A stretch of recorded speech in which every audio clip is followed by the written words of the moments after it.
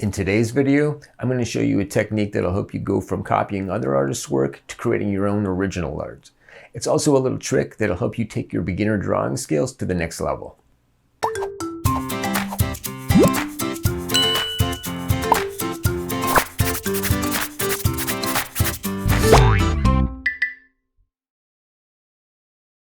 Hey guys, Craig here. Now before we get started, for those of you who are new to my channel, my name's Craig Babin and I'm on a mission to turn my part-time drawing hobby into a full-time income. And I'm hoping to inspire as many of you as possible to do the exact same thing.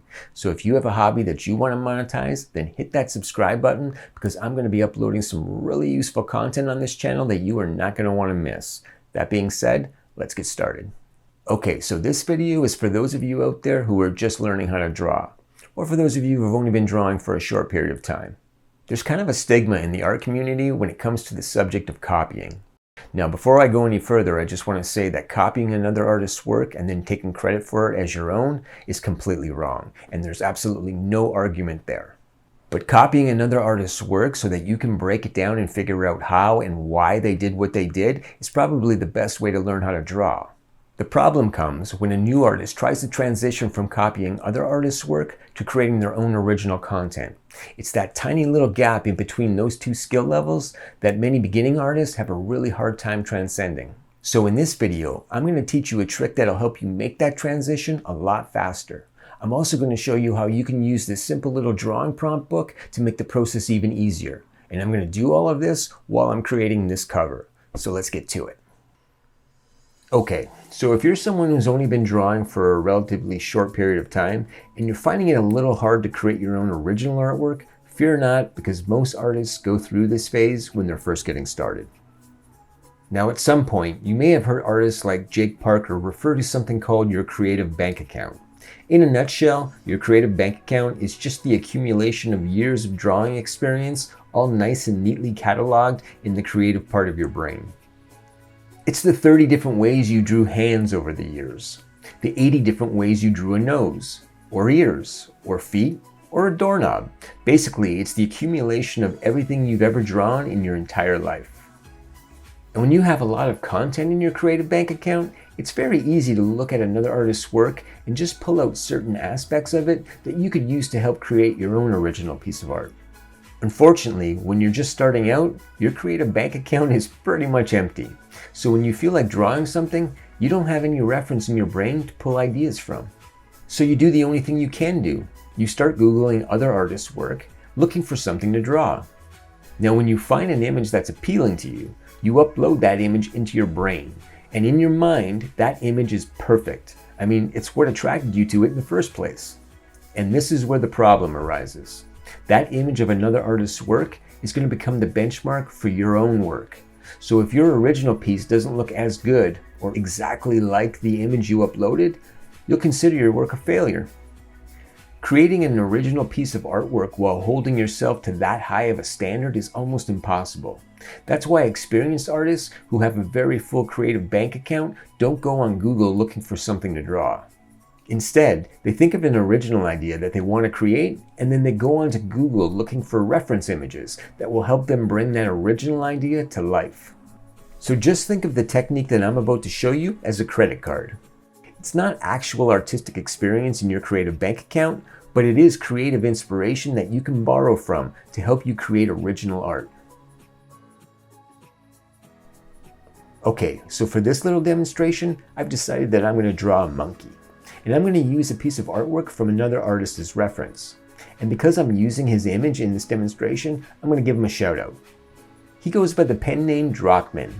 And you can find tons of his artwork on stock image sites like Shutterstock or iStock, or you can check him out on Instagram. I'll put a link to his Instagram account in the description below. So this is the image that I'm going to be referencing for this example. Now, often what happens when a new artist attempts to create an original piece of artwork based on another artist's work is that it will come out looking something like this. Now, I didn't want to call out any new artist for violating someone's copyright, so I used two images from the same artist. Both of these images were created by Drockman, so this isn't a case of copyright infringement. But if these images had been created by two separate artists, this would definitely be copyright infringement. I'm sure you've heard people say in forums, as long as you change the reference image by 80%, it's no longer copyright infringement. Now, I'm not a lawyer, so I can't speak to that claim, but I personally have never seen any legal documentation that states that rule. From my limited understanding of copyright law, it's when a piece of artwork no longer looks like a derivative of the referenced image. That's when it becomes an original piece of art. So in other words, as long as your artwork doesn't appear to have been derived exclusively from another artist's work, you should be good. So you can see just by looking at these two images that the image on the right is most definitely derived from the image on the left. So that would make this a case of copyright infringement, if two separate artists had created these images. And this is the problem that a lot of new artists run into. Because they failed to create an original concept from the beginning, their idea of what their original piece of artwork should look like is the very image they're referencing. So no matter how much they try to change it, it's inevitably going to come out looking like the original. And this is where my little technique comes into play. Instead of just deciding to draw a monkey and then scouring the internet looking for a monkey to draw, try writing down an original concept on paper first. What you're looking at here is the first prompt from my book that I showed you at the beginning of the video. As you can see, the first thing the prompt gives you is a task. This is to draw a monkey that looks emotionally unstable. This description will start you thinking about what the monkey's facial expression should be, and you could just jot down some ideas of what you think the monkey's face should look like. Next, the prompt gives you a list of 15 objects, 3 of which you are required to incorporate into your scene. Now, before any of you get any smart-ass ideas, that doesn't mean draw 3 of these items sitting on the floor beside the monkey. They have to somehow be interacting with the monkey's person, alright? So you're probably wondering what makes doing this so useful. Well, by incorporating 3 of these objects into your scene, you're technically forcing yourself to change the monkey's anatomy. In other words, if you're doing this exercise correctly, there's no way you'll be able to copy this reference image directly. You're going to have to change it quite a bit. So for my drawing, the objects I'm going to add in are the bathing cap, the toothbrush, the flotation device, and the bunny slippers. So instead of just referencing this one image, I'm now going to have to find reference images for all of these objects as well. So let's break down what reference images we're going to need to create this piece. First of all, in the task it says that the monkey should be emotionally unstable. This monkey doesn't have a manic look in its eyes, so I can't reference this image for that. And while I'm on the face, since I'm going to be incorporating a toothbrush, I may as well make the monkey look like it's brushing his teeth. This means that I'm going to have to change the expression on the mouth as well. Fortunately, I was able to find a reference image that covers both of these scenarios, a puckering mouth and manic eyes. Next, I need to find a reference for a bathing cap. Now, bathing caps are pretty large, and if I was to put one on the monkey in the reference image, it would probably be the first thing the viewer's eyes were drawn to. Not wanting the bathing cap to overpower the entire drawing, I have 2 options. I can make the bathing cap very small and underwhelming, or I can make the monkey's head features disproportionately large, making the bathing cap blend right in. Again, I'm forcing myself to change the anatomy of the monkey to compensate for the added objects. This is how you start creating original artwork. Now, I'm also going to be forced to hide the upper body anatomy of the monkey behind a flotation device. As you can see, I continually keep moving further and further away from the monkey image I'm referencing. This image of an old-fashioned life jacket will do as my reference. Okay, so I already know that I'm going to incorporate a toothbrush into the scene, so I may as well add a tube of toothpaste as well. So I'll grab myself 2 more reference images for those objects. Now, because the reference monkey has his hands wide open, I'm going to need a reference image of a hand holding a toothbrush. I think this one will do nicely. And finally, I need to put bunny slippers on my monkey. So I'm going to have to change the anatomy of the feet to incorporate the bunny slippers. I'm also going to need a reference image for bunny slippers. So now that I have all my prep work done, you can see that instead of just referencing 1 image, I'm now referencing 7 images. By doing this, my finished artwork will look far less like the reference monkey than it would have if I had only referenced the monkey itself. So does this mean that you can never draw a standalone monkey ever again without violating somebody's copyright? Of course not. It just means that until you've developed the skills to be able to pick out the different nuances of different monkeys and confidently incorporate them together seamlessly into one monkey character, This method here is the easier way to go about creating original art.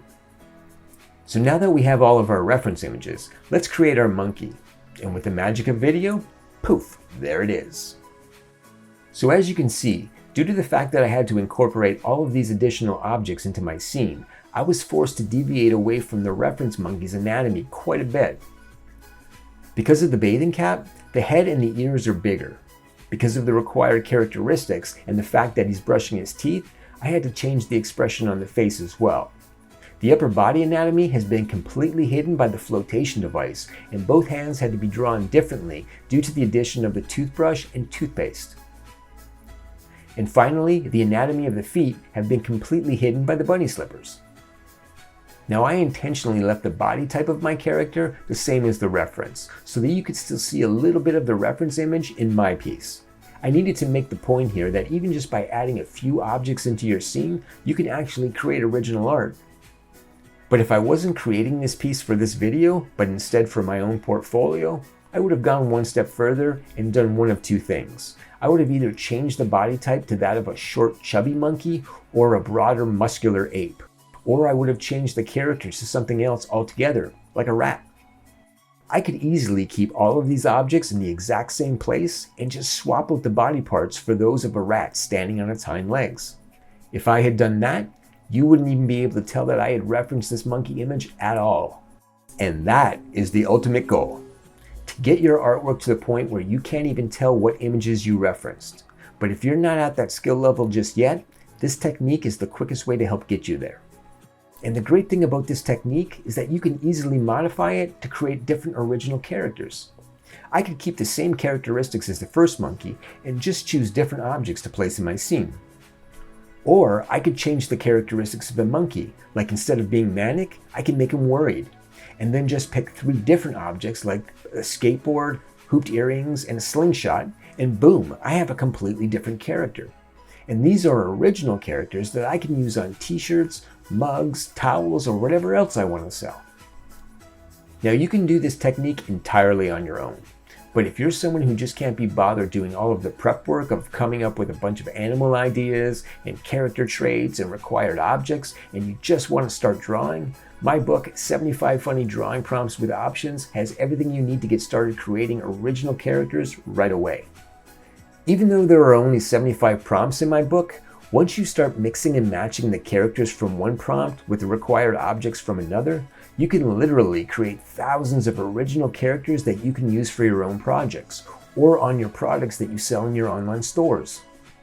Look, regardless of whether you buy my book or just follow this technique on your own, just copying other artists' work verbatim is not going to get you to where you want to be artistically anytime soon. If you want to advance your skill level, you need to start changing things up, and this technique will help you do just that. Well, there you have it. A simple technique that can help you take your drawing skills to the next level. My book, 75 Funny Drawing Prompts with Options, is available on Amazon, and I have a link to it in the description below.